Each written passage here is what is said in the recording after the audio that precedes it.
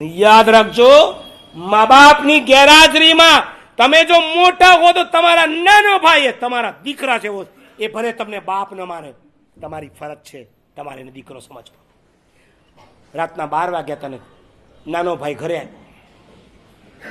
ઘરે આવીને મોટા ભાઈને કહે છે, ભાઈ મારે જુદા થવું છે. ધંધામાં બેવ સાથે ઘર જુદા હતા, ધંધામાં સાથે ને અચાનક મોટા ભાઈએ જિંદગીમાં આટલું દુઃખ નહોતું આપ્યું, છતાં નાના ભાઈ કહ્યું, ભાઈ મારે જુદા થવું, મને મારો ભાગનું આપી દો. કેટલીક વખત આ બહેનો છે ને સળીઓ કરતા હોય છે. મને લાગે છે રામાયણના પાત્રમાંથી રામ ગયા, રાવણ ગયો, લક્ષ્મણ ગયો, ભરત ગયા, દશરથ ગયા, કૌશલ્યા ગઈ, બધા જ ગયા. એક પાત્ર આજે પણ જીવતું છે. કઈ નહીં, એ ગઈ. યસ, મંથરા. આજે પણ ઘર ઘરમાં એક મંથરા જીવતી છે, જેનું કામ છે આગ લગાડવાનું છે. તમે આખો દિવસ નોકરી કરે રાખો, તમારો ભાઈ રૂપિયા ઉઠાવે રાખે, તમને કઈ ખબર છે? એ બી પીન મારે, પછી પિયરિયા આવે, પછી એ પીન મારે. નાનો હોય, અકલ ગીરવે મૂકી હોય, સમજી જાય.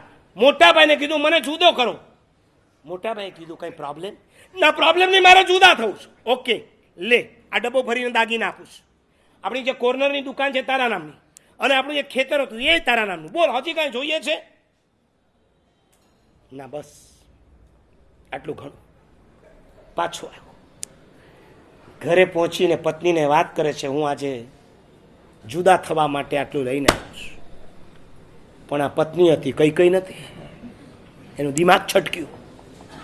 તમારી સાથે લગ્ન કર્યા છે એટલે તમારી સાથે તનથી રહીશ, મનથી નહીં રહું. ભગવાન જેવા મોટા ભાઈ મળ્યા હતા ને એનાથી તમે જુદા થવાના ધંધા કર્યા છે. શરમ ના આવી? મને પૂછવા પણ ના ઉભા રહ્યા. કોણે તમારું આ દિમાગ ફેરવી નાખ્યું? હું નથી ઈચ્છતી કે તમે તમારા ભાઈથી જુદા થાવ.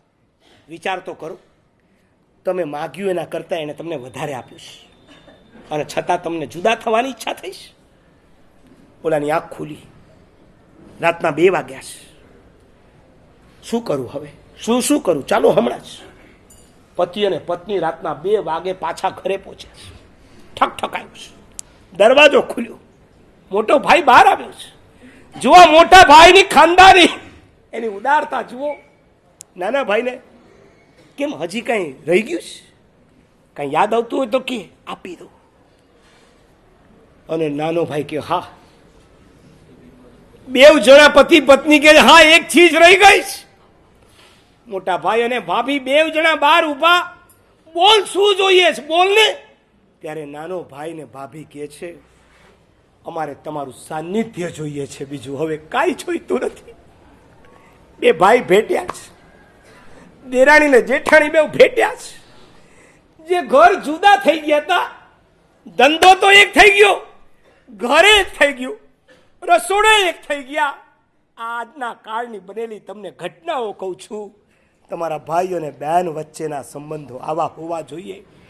એકબીજાએ, મેં રાખડી બાંધી, એણે મને કેટલા આપ્યા. મારી દીકરીના લગ્ન હતા ત્યારે એણે શું કર્યું? મામેરું કેટલાનું કર્યું? ફલાણાએ આટલાનું કર્યું, એને આટલાનું કર્યું. ઓછું કાંઈ નથી, ભગવાને ઘણું આપ્યું છે, પણ ભાણિયા ઉપર પ્રેમ જ ન હોય તો શું કરવાનું?